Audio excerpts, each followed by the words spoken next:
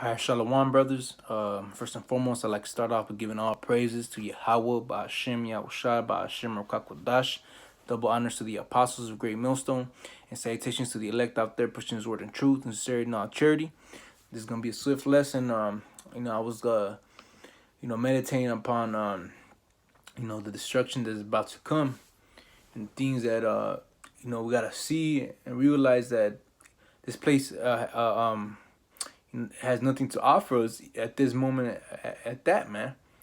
Because we see that uh America has already been destroyed, man, and it's only but it just hasn't been fulfilled, man.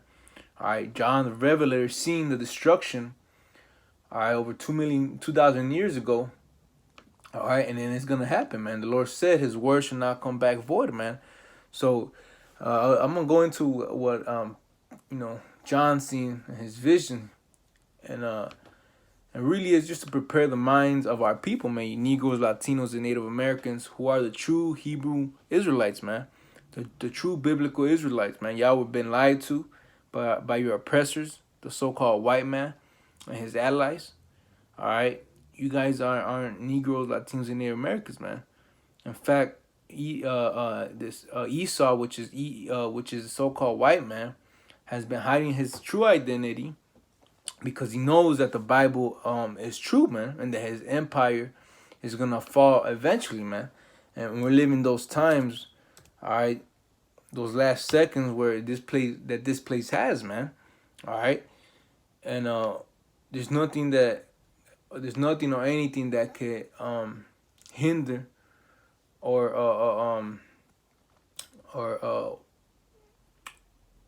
or upset the prophecies, man.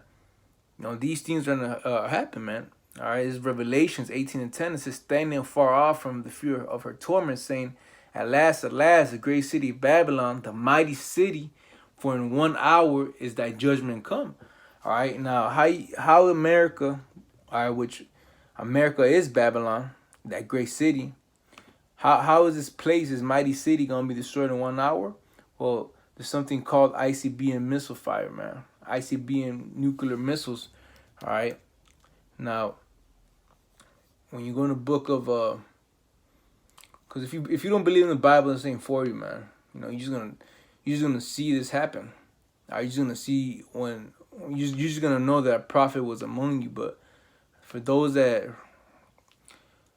have a conscience of the Most High, man, and really want to get right, all right, this is the book of Isaiah 53, Isaiah 54:16, and it says, behold, I have created the smith that bloweth the coals, and the coals in the fire, and that bringeth forth an instrument for his work.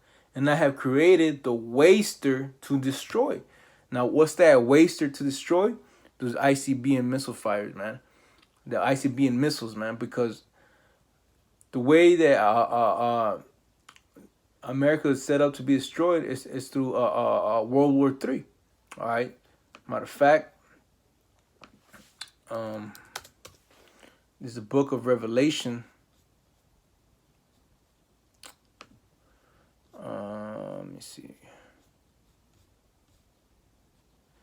Okay, this is Revelation 11:4. It says, there's a bunch of them, but it says Revelation 9:12. It says, one war is past, and behold, there come two wars more hereafter. So the first war was what? World War I. And it was set up so that Esau, Edom, which is so-called white man, could push forth this new world order, man. So certain laws and certain land could be owned, and for instance, Israel.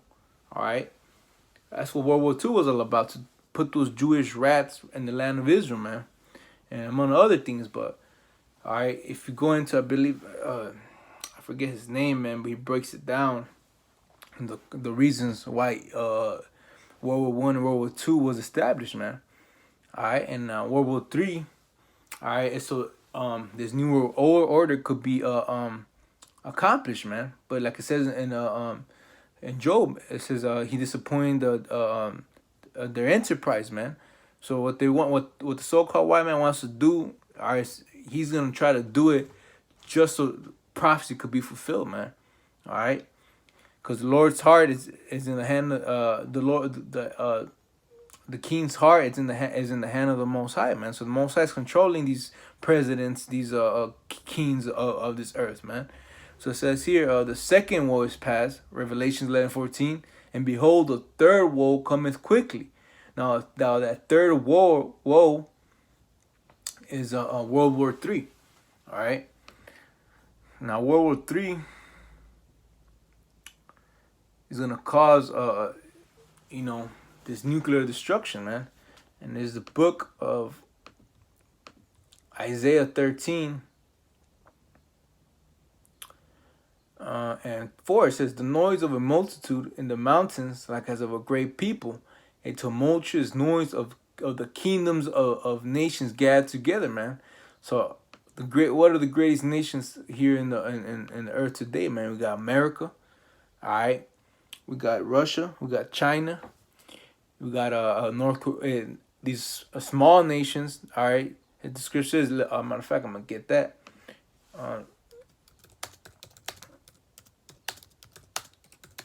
These other small nations that feared the United States, all right. They've also came to become strong. It says Joel 3:10.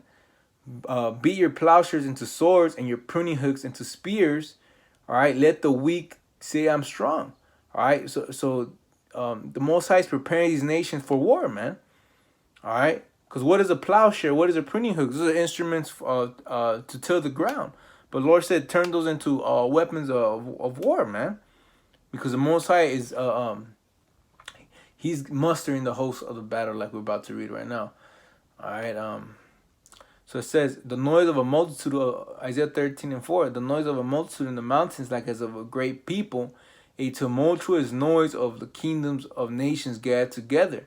Yahweh of hosts mustered the host of the battle. All right. So Most High is controlling, all right, this chess game, if you so to speak, man. Because the Most High, he's planning everything out, man. All right, that's where you see tensions down in Venezuela. All right, Russia and China there. All right, and they're creating all these what they call proxy wars.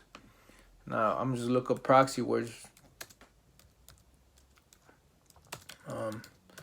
Basically, Esau sets up these wars, man, to further the enterprise. This is a war initiated by a major power which one does not itself become involved. All right. So the end of the Cold War brought an end to many of the proxy wars through which the two sides struggled to exert their influence. So, these certain wars, like, you got trade wars, all right.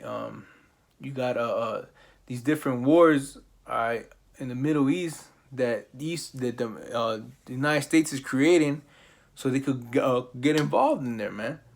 All right.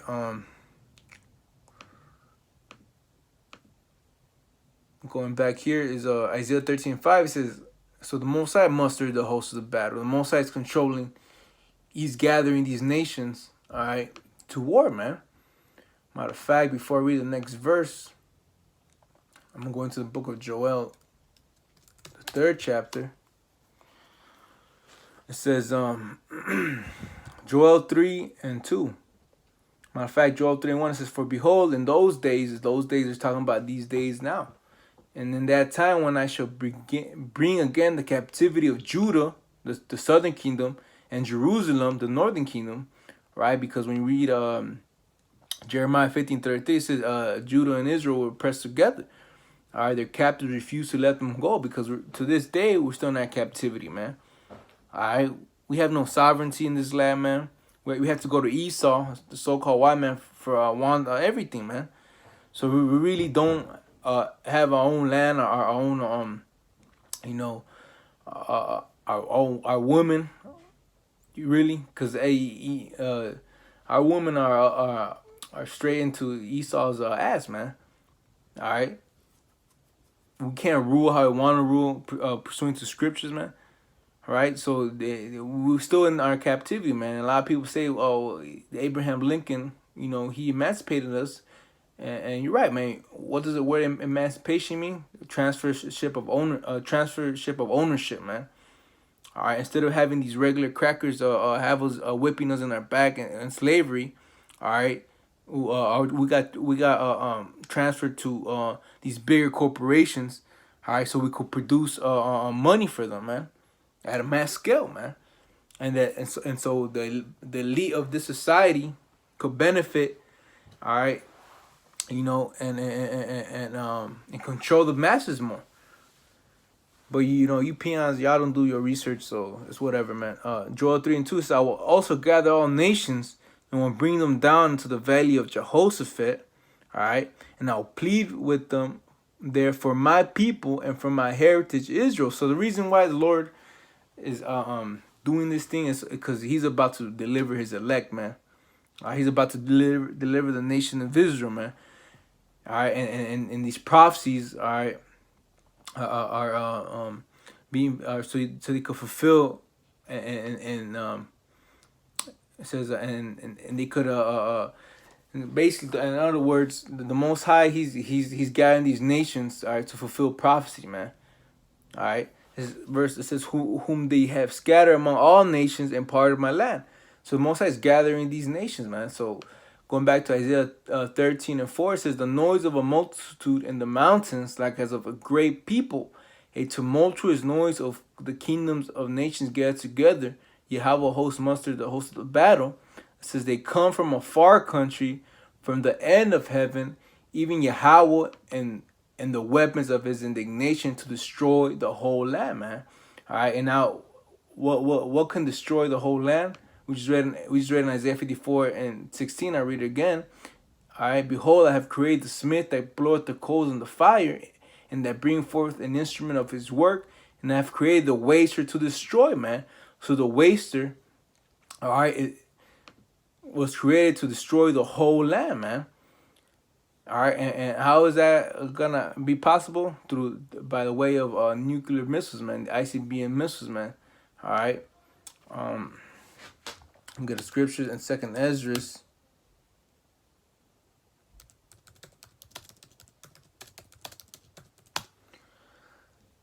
Second Esdras 16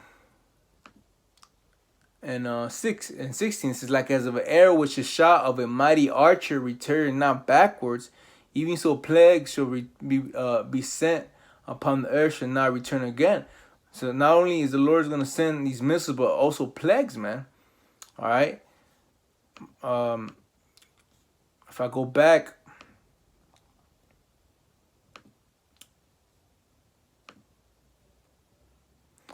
all right, 2nd Esdras 16:13 says, "For strong is the right hand that bendeth the bow; his arrows that he shooteth are sharp, and should not miss." All right, and these arrows are referring to the missiles. All right, it says when they begin to be shot into the ends of the world. All right. So these missiles they're gonna be shot from the ends of the world, man. We just read it here in Isaiah 13. All right, it says what, man? They should come from a far country, from the ends of the world, to make the whole land desolate, man. Roughly paraphrasing it. I just read it, but this is why we out there teaching, man. In the highways and byways, because the Most High, He's about to destroy this place, man. All right, this is Habakkuk 3:8. One of my favorite scriptures. Habakkuk 3:8 says, "Was Yahweh displeased against the rivers, and was thy anger against the rivers?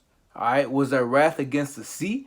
Why? Because when these missiles, these nuclear missiles, touch the earth, man, they're gonna desolate the whole land, man. And not only that, it's gonna dry out seas and rivers and all lakes and these bodies of water, man. Because it tells you in the book of Ezekiel, matter of fact, Isaiah 34, that the Lord's gonna leave this place desolate, man. I'm gonna get it real quick. This is a book, Isaiah 34:8. It says, for it is the day of the Lord's vengeance and the year of recompense for the controversy of Zion." All right, so it's the year of recompense for the controversy of Zion. What does recompense mean? All right, basically payback. All right, and that's what we read in Joel 3:1. It says, "Behold, in those days, in that time, when I shall bring again the captivity of Judah and Israel, all right, I will gather all nations, bring them down into the valley of Jehoshaphat, and will plead with them there for my people, for my heritage Israel, whom they have scattered among the nations." So the Most High, he's gonna do that and recompense us, man. That is why to lock you up. That is why these things are gonna happen, man. Because the Lord's doing this for the elect's sake, man. What the Lord said, what, man? These days should not be shortened. No flesh shall be saved, man. All right. Because ultimately, if the Most High doesn't come back, all right, this devil's gonna destroy itself and the whole planet, man. But I was reading what was I reading, man? Lost my train of thought.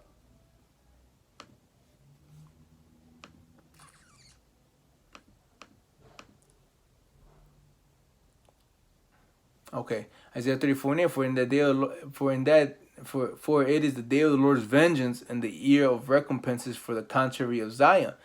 All right. It says the streams thereof shall be burnt, will turn into pitch. All right, the streams. All right. And the dust thereof into brimstone, and the land thereof shall become a burning pitch. It should not be quenched night nor day. The smoke thereof shall go up forever, from generation to generation. It shall lie waste. None shall pass through it forever and ever and ever, man. So once America is destroyed, man, it's gonna be a complete desert, man. And no one's gonna pass through this land no more, man. All right, it's gonna be there for a memorial, and how not, and it's gonna be here for a memorial as a result of living wickedly, man. All right, as a result of not keeping the laws in the Bible, man. Like I believe it was Albert Bibbins. I don't know if you've seen that video, but hey, and that's right, man.